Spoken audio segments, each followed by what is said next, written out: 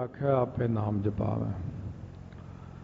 सतगुरु गुरु नानक देव महाराज सच्चे पातशाह नूं सिद्धां ने बचन करता कि हुण तीर्थां ते इशनान करना चाहिदा है। महाराज कहण लगे तीर्थां उत्ते जाके नहाउण दा तां फायदा जे भावना करिए, भावना नाल इशनान करिए।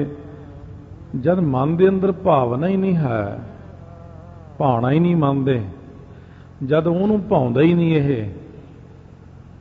तो की नहा के करोगे।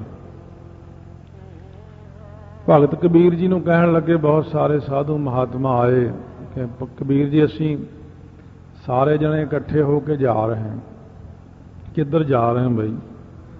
कहण लगे असीं 68 तीर्थां ते चले हैं, तुसीं भी चलो नाल। कबीर जी कहण लगे नहीं बई असीं तां इत्थे ही ठीक है, जे बहुती जिद करदे हो आ एक कौड़ तूंबी है मेरे पास, कौड़ तूंबा कह लो,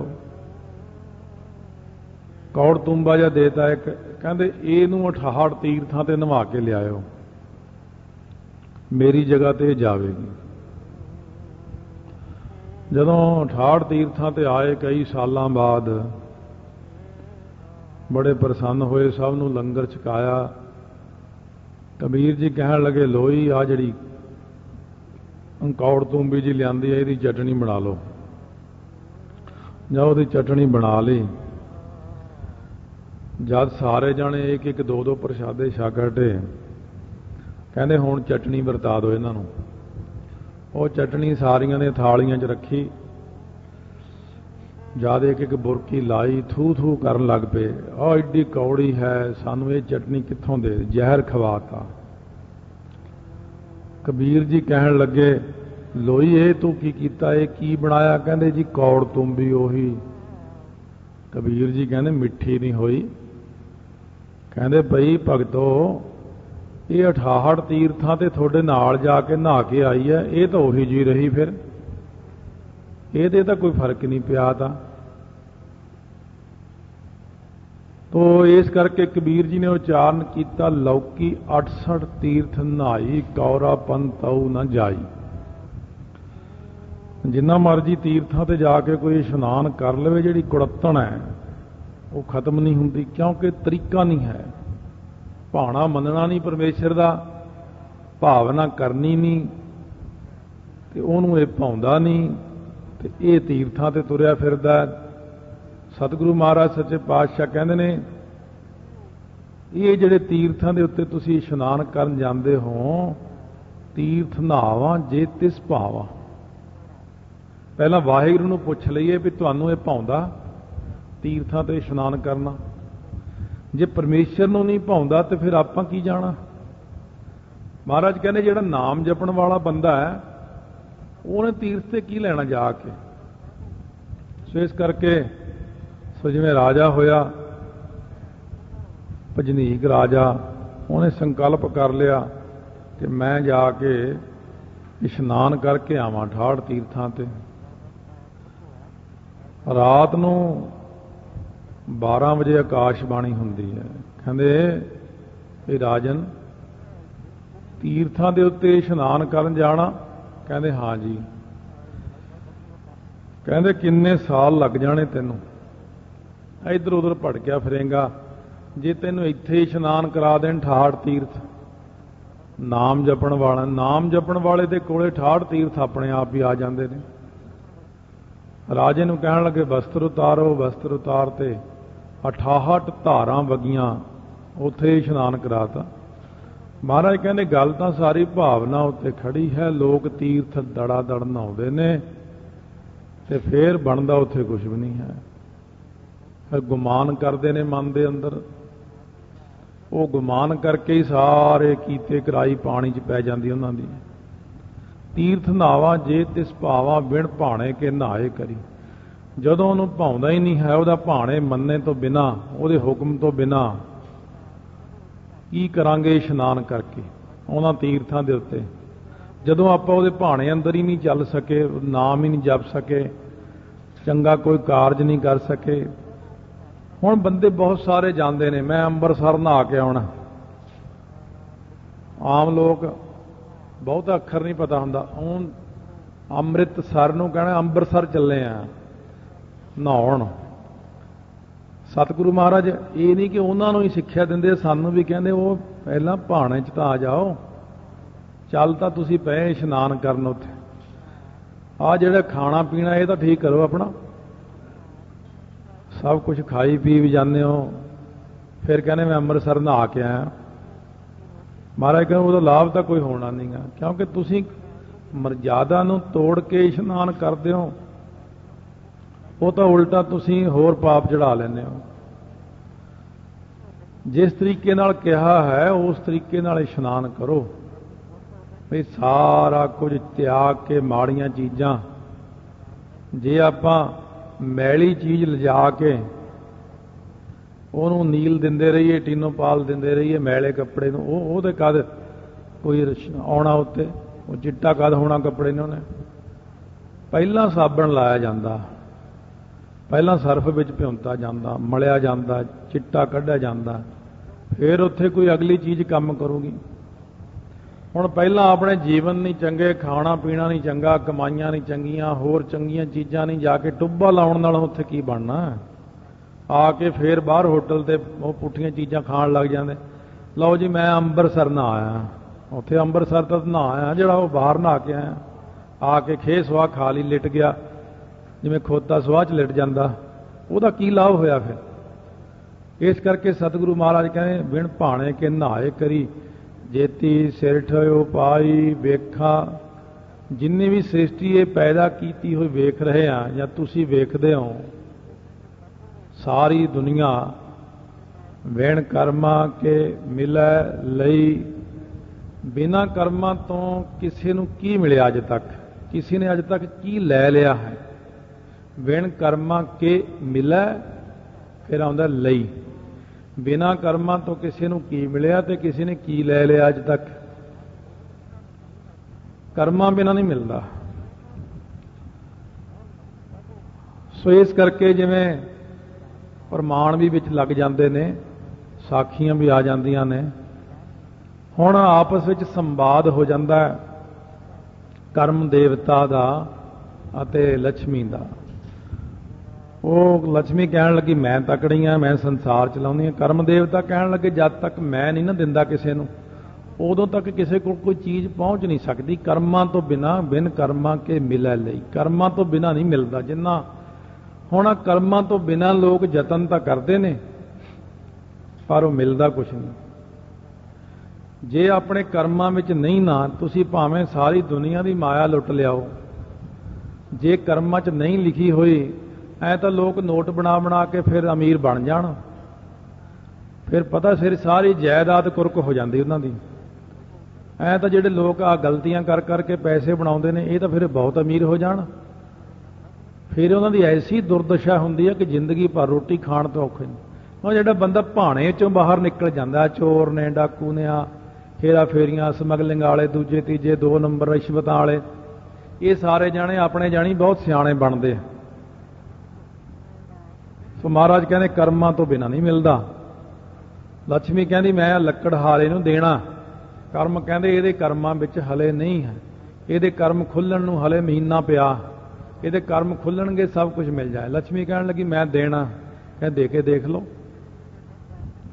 ਸੋ ਉਹਨੂੰ ਲਾਲ ਦੇ ਦਿੱਤਾ, ਰਸਤੇ 'ਚ ਲਾਲ ਮਿਲ ਗਿਆ, ਉਹਨੇ ਉੱਪਰਲੀ ਜੇਬ 'ਚ ਪਾ ਲਿਆ, ਕੁੜਤੇ ਦੀ ਜੇਬ 'ਚ ਪਾਇਆ। ਰਸਤੇ 'ਚ ਪਿਆਸ ਲੱਗੀ, ਜਦ ਪਾਣੀ ਪੀਣ ਲੱਗਿਆ ਲਾਲ ਛੱਪੜ 'ਚ ਡਿੱਗ ਪਿਆ। ਉਹ ਇੱਕ ਮੱਛੀ ਨੇ ਨਿਗਲ ਲਿਆ, ਲੱਭਿਆ ਹੀ ਨਹੀਂ ਉਹਨੂੰ, ਘਰ ਮੁੜਿਆ। ਫਿਰ ਕਹਿਣ ਲੱਗੀ ਦੇਣਾ। ਉਹਦੇ ਘਰ ਦੇ ਵਿੱਚ ਮੋਹਰਾਂ ਦੀ ਥੈਲੀ ਸੁੱਟ ਦਿੱਤੀ। ਸੋ ਜਦੋਂ ਉਹ ਗੁਆਂਢੀਆਂ ਨੂੰ ਕਿਤੇ ਖੜਕਾ ਸੁਣ ਗਿਆ ਤਾਂ ਉਹਨਾਂ ਨੇ ਚੁੱਕ ਲਈ, ਉਹ ਵੀ ਲੈ ਕੇ ਤੁਰਦੇ ਬਣੇ। ਫਿਰ ਇੱਕ ਹੀਰਿਆਂ ਦਾ ਹਾਰ ਦਿੱਤਾ, ਉਹ ਇੱਲੀ ਲੈ ਕੇ ਉੱਡ ਗਈ। 3 ਵਾਰੀ ਉਹਨੂੰ 3 ਚੀਜ਼ਾਂ ਲక్ష్ਮੀ ਨੇ ਦਿੱਤੀਆਂ, ਪਰ ਕਰਮ ਦੇਵਤਾ ਕਹਿੰਦਾ ਦੇਖ ਅੱਜ ਇਸ ਬੰਦੇ ਲੱਕੜਹਾਰੇ ਦਾ ਕਰਮ ਖੁੱਲਣਾ, ਮੈਂ ਸਿਰਫ 2 ਪੈਸੇ ਦਊਂਗਾ ਇਹਨੂੰ। 2 ਪੈਸੇ ਨਾਲ ਬੰਦੇ ਦਾ ਕਰਮ ਖੁੱਲ ਜਾਂਦਾ। 2 ਪੈਸੇ ਦੇਤੇ, ਉਹ ਬੰਦਾ ਐਸਾ ਵੈਸੇ ਲੱਕੜਹਾਰਾ ਕਿਹੜਾ, ਹੁਣ ਕੀ ਕਹੀਏ ਵੀ ਗੁਰਸਿੱਖ ਸੀ ਕੋਈ, ਤਾਂ ਬੜੀ ਪੁਰਾਣੀ ਗੱਲ ਹੈ। ਉਹਨ 2 ਪੈਸੇ ਦੀ ਮੱਛੀ ਲਈ, 2 ਪੈਸੇ ਦੀ ਮੱਛੀ ਲੈ ਕੇ ਘਰ ਪਹੁੰਚ ਗਿਆ। ਮੱਛੀ ਨੂੰ ਕੱਟਣ ਲੱਗਿਆ, ਵਿੱਚੋਂ ਲਾਲ ਨਿਕਲਿਆ। ਕਰਮ ਖੁੱਲ ਗਿਆ ਹੁਣ ਉਹਦਾ। ਪਰ ਮੱਛੀ ਬਣਾਉਣ ਜਦੋਂ ਕੱਟੀ ਉਹਨੇ ਵਿੱਚੋਂ ਲਾਲ ਕਹਿੰਦਾ ਮਿਲ ਗਿਆ ਮਿਲ ਗਿਆ, ਉੱਚੀ ਉੱਚੀ ਲੱਗ ਗਿਆ ਰੌਲਾ। ਗੁਆਂਢੀਆਂ ਨੇ ਸੋਚਿਆ ਵੀ ਚੋਰ ਮਿਲ ਗਿਆ ਇਹਨੂੰ, ਵੀ ਲੈ ਸਾਡਾ ਪਤਾ ਲੱਗ ਗਿਆ। ਗੁਆਂਢੀਆਂ ਨੇ ਉਹਦੇ ਮੋਗੇ ਦੇ ਵਿੱਚ ਦੀ ਉਹ ਥੈਲੀ ਅੰਦਰ ਸਿੱਟਤੀ, ਕਿਤੇ ਫਸਾ ਹੀ ਨਾ ਦੇਵੇ। ਥੈਲੀ ਵੀ ਮੁੜ ਆਈ। ਫਿਰ ਕਹਿੰਦਾ ਲੱਕੜਾਂ ਵੀ ਲਿਆਵਾਂ। ਲੱਕੜਾਂ ਲੈਣ ਗਿਆ, ਜਦੋਂ ਉੱਪਰ ਚੜ੍ਹਿਆ ਦਰਖਤ ਤੇ, ਲੱਕੜਾਂ ਸੁੱਕੀਆਂ ਸੁੱਕੀਆਂ ਤੋੜਦਾ ਤੋੜਦਾ ਤਾਂ ਆਲਣੇ ਦੇ ਵਿੱਚ ਹਾਰ ਪਿਆ, ਹਾਰ ਵੀ ਲਿਆਇਆ। ਸੋ ਇਸ ਕਰਕੇ ਜਦ ਤੱਕ ਬੰਦੇ ਦਾ ਕਰਮ ਨਹੀਂ ਖੁੱਲਦਾ ਉਦੋਂ ਤੱਕ ਬੰਦੇ ਨੂੰ ਕੁਝ ਨਹੀਂ ਮਿਲਦਾ। ਉਹ ਜਿੰਨਾ ਮਰਜ਼ੀ ਜ਼ੋਰ ਲਾ ਲਵੇ, ਜ਼ੀਰੋ ਤੇ ਜ਼ੀਰੋ ਹੀ ਖੜਾ ਰਹੇਗਾ। ਸੋ ਕਈ ਬੰਦੇ ਕਮਾ ਕੇ ਲਿਆਉਂਦੇ ਨੇ, ਕਿਸ ਤਰ੍ਹਾਂ ਲਿਆਉਂਦੇ ਨੇ, ਉਹਨਾਂ ਦਾ ਹੋਰ ਹੀ ਪਾਸੇ ਨੂੰ ਨਿਕਲ ਜਾਂਦਾ। ਫਿਰ ਇਸ ਕਰਕੇ ਮਹਾਰਾਜ ਸੱਚੇ ਪਾਤਸ਼ਾਹ ਕਹਿੰਦੇ ਨੇ ਭਾਗਾਂ ਤੋਂ ਬਿਨਾਂ ਕੁਝ ਨਹੀਂ ਮਿਲਦਾ। ਬਿਨ ਕਰਮਾਂ ਕੇ ਮਿਲੈ ਲਈ ਮੱਤ ਵਿੱਚ ਰਤਨ ਜਵਾਹਰ ਮਾਣਿਕ, ਜੇ ਇੱਕ ਗੁਰ ਕੀ ਸਿੱਖ ਸੁਣੀ। ਵੱਡੀ ਚੀਜ਼ ਇਹ ਗੁਰੂ ਦੀ ਸਿੱਖਿਆ ਸੁਣੋ ਬੈਠ ਕੇ। ਪਹਿਲਾਂ ਸਭ ਤੋਂ ਪਹਿਲਾਂ ਜ਼ਰੂਰੀ ਹੈ ਸਿੱਖਿਆ ਲੈਣੀ। ਫਿਰ ਮੱਤ ਦੇ ਵਿੱਚ ਰਤਨ ਜਵਾਹਰ ਮਾਣਕ ਦਾ ਗਿਆਨ ਵੀ ਹੋ ਜਾਂਦਾ ਬੁੱਧੀ ਦੇ ਵਿੱਚ। ਮੱਤ ਤੋਂ ਭਾਵ ਬੁੱਧੀ ਦੇ ਵਿੱਚ। ਜੌਹਰੀ ਕਿਵੇਂ ਪਛਾਣ ਲੈਂਦਾ ਕਿ ਰਤਨ ਹੈ, ਜਵਾਹਰ ਹੈ, ਮਾਣਕ ਹੈ? ਜੌਹਰੀ ਵੀ ਤਾਂ ਪਛਾਣ ਹੀ ਲੈਂਦਾ। ਅਸਲ ਵਿੱਚ ਇਹ ਗਿਆਨ ਬੁੱਧੀ ਦੇ ਅੰਦਰ ਹੀ ਹੈ, ਬੁੱਧੀ ਪਛਾਣ ਲੈਂਦੀ ਹੈ। ਮੱਤ ਵਿੱਚ ਰਤਨ ਜਵਾਹਰ ਮਾਣਕ, ਜੇ ਇੱਕ ਗੁਰ ਕੀ ਸਿੱਖ ਸੁਣੀ। ਜੇ ਗੁਰੂ ਦੀ ਸਿੱਖਿਆ ਸੁਣ ਲਈਏ ਨਾ ਬੈਠ ਕੇ ਧਿਆਨ ਨਾਲ, ਫਿਰ ਪ੍ਰਤੱਖ ਵੀ ਰਤਨ ਜਵਾਹਰ ਮਾਣਕ ਮਿਲ ਜਾਂਦੇ ਹਨ। ਕਿਉਂਕਿ ਜਿਹੜੇ ਬੰਦੇ ਕੋਲ ਸਿੱਖਿਆ ਹੈ, ਹੌਲੀ ਹੌਲੀ ਜਿਹੜੇ ਬੰਦੇ ਕੋਲ ਅਮੀਰ ਬਣਦਾ ਕੋਈ ਵੀ, ਜਾਂ ਚਾਰ ਪੈਸੇ ਆਉਂਦੇ ਨੇ, ਉਹ ਬੰਦਾ ਪਹਿਲਾਂ ਪੜ੍ਹਾਈ ਕਰਦਾ, ਪੜ੍ਹਾਈ ਨਾਲ ਫਿਰ ਉਹ ਬੰਦੇ ਨੂੰ ਬਿਜ਼ਨਸ ਦੇ ਢੰਗ ਆ ਜਾਂਦੇ ਨੇ, ਕਮਾਉਣ ਦੇ ਢੰਗ ਆ ਜਾਂਦੇ ਨੇ, ਨੌਕਰੀ ਕਰਨ ਲੱਗ ਜਾਂਦਾ। ਜਦ ਗੁਰੂ ਨਾਨਕ ਦੇਵ ਜੀ ਕਈ ਸਾਲਾਂ ਬਾਅਦ ਰਟਨ ਕਰਦੇ ਹੋਏ ਆਏ, ਸ੍ਰੀ ਨਨਕਾਣਾ ਸਾਹਿਬ ਵਾਪਸ ਪਹੁੰਚੇ, ਬਾਰ-ਬਾਰ ਚੰਦਰਭਾਨ ਦੇ ਖੂਹ ਤੇ ਬੈਠ ਗਏ। ਚੰਦਰਭਾਨ ਭਾਈ ਬਾਲੇ ਦਾ ਪਿਤਾ ਹੈ। ਭਾਈ ਮਰਦਾਨਾ ਕਹਿੰਦਾ ਮਹਾਰਾਜ ਮੈਂ ਬੱਚਿਆਂ ਨੂੰ ਮਿਲਿਆ ਵਾਂ, 4-5 ਸਾਲ ਹੋ ਗਏ ਆਪਾਂ ਨੂੰ ਗਿਆ ਨੂੰ। ਤੁਰਨ ਲੱਗਿਆ ਫੇਰ ਮੁੜਿਆ ਆ। ਮਰਦਾਨਾ ਮੁੜਿਆ, ਮਹਾਰਾਜ 4-5 ਸਾਲ ਹੋ ਗਏ ਘਰੋਂ ਨਿਕਲੇ ਨੂੰ, ਕੀ ਕਹਿਣਗੇ ਨਿਆਣੇ? ਇਸਤਰੀ ਮੇਰੀ ਕਹੇਗੀ ਕੀ ਲਿਆਇਆ ਖੱਟ ਕੇ? 4-5 ਸਾਲ ਤੋਂ ਘੁੰਮਦਾ ਹੀ ਰਿਹਾ, ਕੁਛ ਲੈ ਕੇ ਨਹੀਂ ਆਇਆ। ਮਹਾਰਾਜ ਸੱਚੇ ਪਾਤਸ਼ਾਹ ਕਹਿਣ ਲੱਗੇ ਝੋਲੀ ਕਰ। ਝੋਲੀ ਕੀਤੀ ਸੱਚੇ ਪਾਤਸ਼ਾਹ ਨੇ। ਉੱਥੇ ਰੋੜੇ ਪਏ ਸੀ, ਛੋਟੇ ਛੋਟੇ ਛੋਟੇ ਛੋਟੇ ਵੱਡੇ ਵੱਡੇ। ਮਹਾਰਾਜ ਨੇ 2-3 ਬੁੱਕ ਭਰ ਕੇ ਮਰਦਾਨੇ ਦੀ ਝੋਲੀ ਚ ਪਾ ਦੇ। ਕਹਿੰਦੇ ਮਰਦਾਨਿਆਂ ਨੂੰ ਬੰਦ ਕਰ ਲਾ, ਝੋਲੀ ਖੋਲ੍ਹੀ ਨਾ ਸਾਰੇ ਰਸਤੇ 'ਚ। ਮੱਤ ਵਿੱਚ ਰਤਨ ਜਵਾਹਰ ਮਾਣਿਕ, ਜੇ ਇੱਕ ਗੁਰ ਕੀ ਸਿੱਖ ਸੁਣੀ। ਜੇ ਸਿੱਖਿਆ ਗੁਰੂ ਦੀ ਸੁਣ ਲਓ ਤਾਂ ਉਹਨੂੰ ਮੰਨ ਲਓ। ਮੰਨੇ ਕੀ ਬਹੁਤ ਸੀ ਮਹਾਰਾਜ ਦਾ, ਕਈ ਤਾਂ ਉਹਨੂੰ ਜ਼ਿਆਦਾ ਹੀ ਵਿਗਾੜ ਕੇ ਪੇਸ਼ ਕਰ ਦਿੰਦੇ ਨੇ। ਕਈ ਵਾਰੀ ਬ੍ਰਹਮ ਗਿਆਨੀ ਮਹਾਂਪੁਰਸ਼ ਨੇ, ਇੰਨੀ ਵੱਡੀ ਡਿਊਟੀ ਲੱਗੀ ਹੋਈ ਸੀ ਨਾਲ ਮਹਾਰਾਜ ਦੇ। ਭਾਈ ਮਰਦਾਨੇ ਨੇ ਸ਼ਰਧਾ ਨਾਲ ਲਿਜਾ ਕੇ ਜਦ ਘਰ ਪਹੁੰਚੇ, ਸਾਰੇ ਬੜੇ ਖੁਸ਼ ਹੋਏ। ਪਹਿਲਾਂ ਹੀ ਹੁੰਦਾ ਵੀ ਮੇਰੇ ਲਈ ਕੀ ਲਿਆਇਓ, ਇਸਤਰੀ ਕਹੇ ਮੇਰੇ, ਬੱਚੇ ਕਹੇ ਮੇਰੇ ਲਈ ਕੀ ਲਿਆਇਓ, ਉਹਦਾ ਲੜਕਾ ਕਹੇ ਮੇਰੇ ਲਈ ਕੀ ਲਿਆਇਓ। ਭਾਈ ਮਰਦਾਨਾ ਨੇ ਉਹ ਰੋੜਿਆਂ ਦੀ ਭਰੀ ਹੋਈ ਝੋਲੀ ਆ ਖੋਲ ਕੇ ਸੁੱਟ ਦਿੱਤੀ ਵਿਹੜੇ ਦੇ ਵਿੱਚ। ਕਹਿੰਦੇ ਆਹ ਲੈ ਕੇ ਆਇਆ ਤੁਹਾਡੇ ਵਾਸਤੇ। ਦੇਖੋ ਜਦ ਨਿਗਾਹ ਮਾਰਦੇ ਨੇ, ਸੋਨੇ ਦੀਆਂ ਡਲੀਆਂ, ਰਤਨ ਜਵਾਹਰ ਮਾਣਕ, ਹੀਰੇ ਮੋਤੀ ਵਿਹੜੇ 'ਚ ਭਰ ਦਿੱਤੇ। ਭਈ ਸਾਰਾ ਪਰਿਵਾਰ ਬੜਾ ਖੁਸ਼ ਹੋਏ। ਬੜਾ ਕਿੱਥੋਂ ਆਏ ਨੇ, ਬੜੀ ਦੂਰੋਂ ਆਏ ਨੇ, ਕਮਾ ਕੇ ਲਿਆਏ ਨੇ। ਜੇ ਕਿਤੇ ਉਹ ਕਹਿੰਦਾ ਲੈ 4-5 ਸਾਲ ਥੋੜੇ ਨਾਲ ਘੁੰਮਦੇ ਰਹੇ ਹੈ, ਆਹ ਰੋੜੇ ਹੀ ਪੱਲੇ ਪਾਉਣੇ, ਮੈਂ ਨਹੀਂ ਲੈਂਦਾ। ਫੇਰ ਤਾਂ ਉਹਦੇ, ਜੇ ਉਹਨੇ ਗੁਰੂ ਦੀ ਸਿੱਖਿਆ ਮੰਨ ਲਈ, ਕਹਿੰਦੇ ਮਰਦਾਨੇ ਇਹਨੂੰ ਬੰਦ ਕਰਕੇ ਘਰੇ ਲਿਜਾ ਕੇ ਹੀ ਖੋਲੀ। ਜੇ ਇਹਨ ਸਿੱਖਿਆ ਮੰਨ ਲਈ, ਉਹਦੇ ਲਈ ਤਾਂ ਮੱਤ ਵਿੱਚ ਰਤਨ ਜਵਾਹਰ ਮਾਣਕ ਵੀ, ਬਾਹਰ ਵੀ ਅੰਦਰ ਵੀ ਸ਼ੁਭ ਗੁਣ ਪ੍ਰਗਟ ਹੋ ਜਾਂਦੇ ਨੇ ਆਪਣੇ ਆਪ ਹੀ। ਮੱਤ ਵਿੱਚ ਰਤਨ ਜਵਾਹਰ ਮਾਣਕ, ਜੇ ਇੱਕ ਗੁਰ ਕੀ ਸਿੱਖ ਸੁਣੀ। ਜੇ ਸਿੱਖਿਆ ਸੁਣੀ ਹੈ, ਇੱਕ ਆਪਾਂ ਵੀ ਸਿੱਖਿਆ ਸੁਣਦੇ ਹਾਂ। ਮਹਾਰਾਜ ਕਹਿੰਦੇ ਸਿੱਖਿਆ ਸੁਣ ਲਓ, ਸਿੱਖਿਆ ਨੂੰ ਕਮਾਉਣਾ ਸ਼ੁਰੂ ਕਰ ਦਿਓ, ਸਭ ਕੁਝ ਪ੍ਰਾਪਤ ਹੋ ਜਾਏਗਾ। ਗੁਰਾ ਇੱਕ ਦੇਹ 부ਝਾਈ, ਗੁਰਾਂ पाठ नहीं करना, बिंदी नहीं लाउनी ऊपर। गुरा गुरा एक देह बुझाई, एक शिक्षा समझाती मैनू सतगुरु महाराज जी ने। सबना जियां का एक दाता, एक दे कक्के नूं औंकड़ भी है। ते जे हुण मैं आखां भी मैनू तां हुण पोथी दी लोड़ है, भी मैं पोथी देखूंगा मैनू तां पता लगू, ये औंकड़ ब्लैंकट टकसाल च पहलां ही पकवा दिते जांदे ने। होर संथਿਆ नहीं, जपजी साहब की संथਿਆ तो आप एक दो दिन च ही करवा सकते हैं, किहड़ी गल है। जिवें आ कथा जपजी साहब की 1 घंटे च करदे हैं, सारी कथा ही, सारा जपजी साहब 1 घंटे च हो जाता जे कथा करनी होवे दी। पर आपां नूं तां अज महीना हो चलिया। फर्क है, कथा कथा का फर्क है, संथਿਆ संथਿਆ का फर्क है। 6 महीने लग गए मैनूं जपजी साहब सिखदे नूं, पर एक औंकड़ दलैंकड़ सिहारी बिहारी अखां दे सामने पई है। एक कक्के औंकड़ ते एक का, ये थोड़ा ही बोलण विच फर्क हुंदा। का ते क मामूली जिही फर्क है। पता नहीं किसी नूं लगदा भी औंकड़ ला के गया कि नहीं, पर पता उदों लग जांदा जदों कोई संथਿਆ कीती वाला पाठ करदा होवे। बहुत बरीकी है इहदे विच। महाराज सच्चे पातशाह ने गुरा एक देह बुझाई, सबना जियां का एक दाता। सो क्योंकि इको एक दाता है, उन्हें सिद्ध ये करना औंकड़ ने भी इको एक केवल वाहिगुरु सारिया जियां का एक दाता है। जो सो मैं विसर ना जाई, वो जिहड़ा दाता मैनू भुल ना जावे। अथवा दूसरे अर्थां विच विद्वान ये भी अर्थ करते ने कि गुरा एक देह बुझाई, गुरा ने मैनू एक सिक्ख्या समझा दी है। सबना जियां का एक दाता, ये सारिया जियां का इको एक दाता वाहिगुरु है।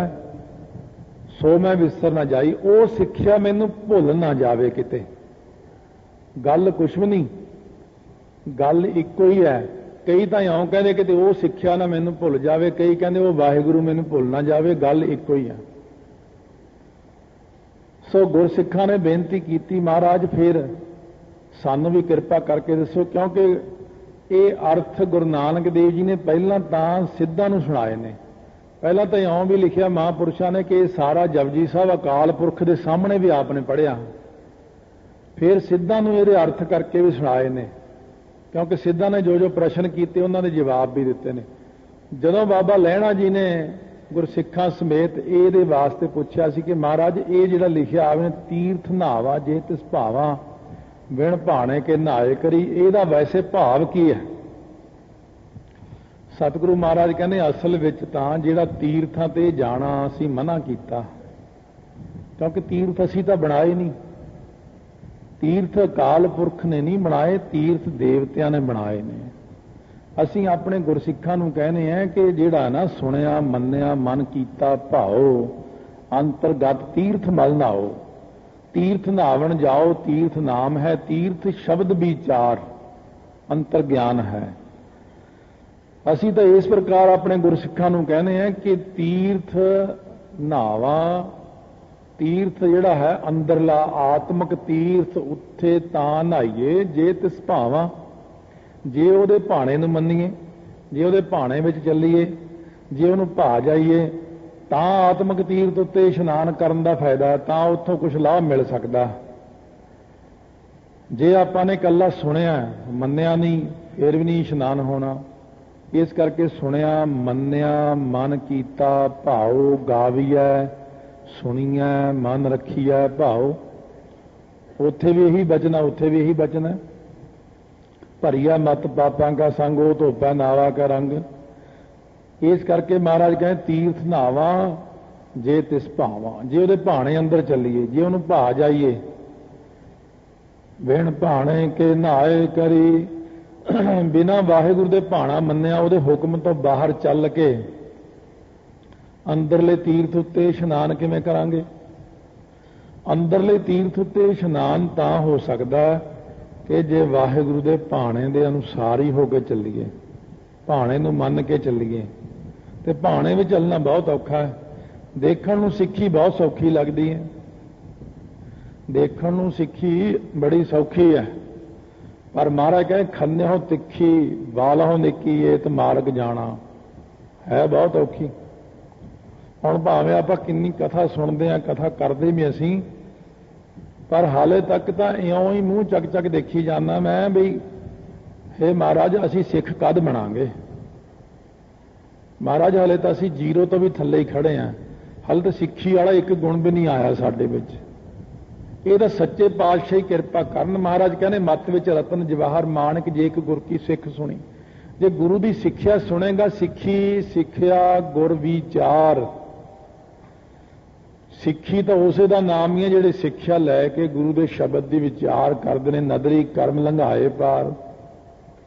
ਤਾਂ ਮਹਾਰਾਜ ਸੱਚੇ ਪਾਤਸ਼ਾਹ ਕਹਿੰਦੇ ਨੇ ਜੇ ਉਹਦੇ ਭਾਣੇ ਦੇ ਅੰਦਰ ਚੱਲੀਏ, ਵਿਣ ਭਾਣੇ ਕੇ ਨਹਾਏ ਕਰੀ। ਭਾਣਾ ਮੰਨੇ ਤੋਂ ਬਿਨਾ ਕੱਕੇ ਸਿਹਾਰੀ ਜਿਹੜੀ ਇਹਦਾ ਵੀ ਧਿਆਨ ਦੇ ਲਓ। ਕੇ ਪਾਠ ਜੇ ਇੱਕ ਲਾਲ ਲੱਗੀ ਹੋਵੇ ਤਾਂ ਵਿਣ ਭਾਣੇ ਕੇ ਨਹਾਏ ਕਰੀ, ਉਹ ਲੰਮਾ ਹੋ ਜਾਂਦਾ। ਕੱਕੇ ਦੀ ਸਿਹਾਰੀ ਬਹੁਤ ਸੂਖਮ ਆਵਾਜ਼ ਦਿੰਦੀ ਹੈ।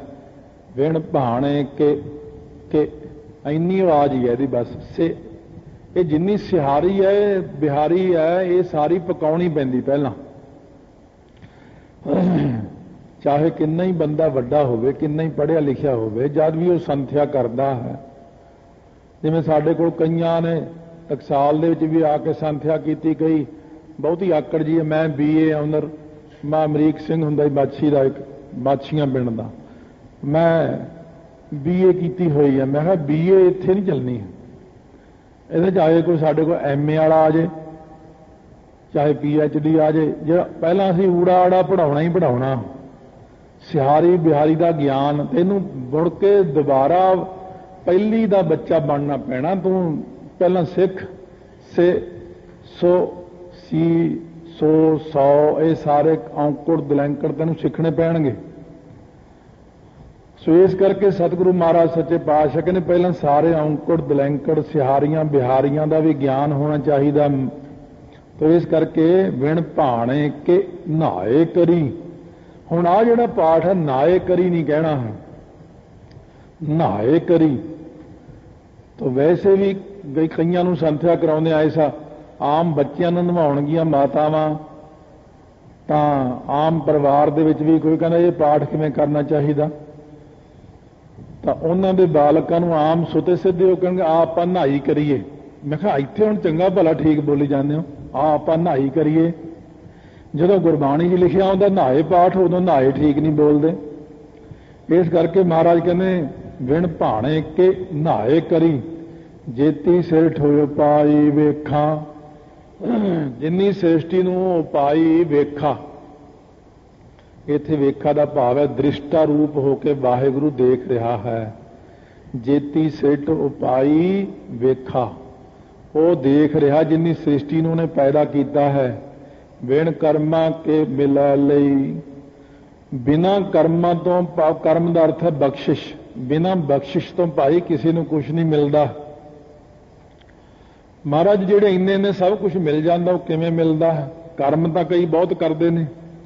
ਸਤਿਗੁਰੂ ਮਹਾਰਾਜ ਕਹਿੰਦੇ ਬਿਨਾਂ ਨਿਸ਼ਕਾਮ ਕਰਮਾਂ ਤੇ ਕੀਤਿਆਂ ਬੰਦੇ ਨੂੰ ਕੁਝ ਨਹੀਂ ਮਿਲਦਾ।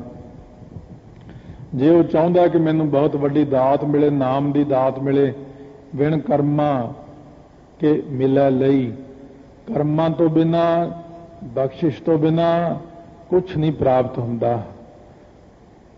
ਜੇ ਗੁਰੂ ਦੀ ਬਖਸ਼ਿਸ਼ ਹੋ ਜਾਏ, ਜੇ ਬੰਦਾ ਨਿਸ਼ਕਾਮ ਕਰਮੀ ਹੋ ਜਾਏ। ਗੁਰੂ ਅਮਰਦਾਸ ਮਹਾਰਾਜ ਨੇ 12 ਸਾਲ ਨਿਸ਼ਕਾਮ ਸੇਵਾ ਕੀਤੀ ਹੈ। ਹੁਣ ਕਈ ਕਹਿਣਗੇ ਇਹ ਤਾਂ ਬੜੇ ਨਿਸ਼ਕਾਮ ਨੇ, ਕੋਈ ਸੇਵਾ ਨਹੀਂ ਕਰਦੀ। ਜਿਵੇਂ ਕੋਈ ਰਾਗੀ ਸੀ, ਉਹ ਕਲਕੱਤੇ ਆਇਆ ਕੀਰਤਨ ਕਰਨ, ਉੱਥੋਂ ਹੀ ਸੰਗਤ ਨੇ ਫੋਨ ਕੀਤਾ, ਭਾਈ ਸਾਹਿਬ ਭੇਟਾ, ਕਹਿੰਦੇ ਭੇਟਾ ਸਾਡੀ ਕੋਈ ਨਹੀਂ। ਕਹਿੰਦੇ ਜੀ ਫਿਰ?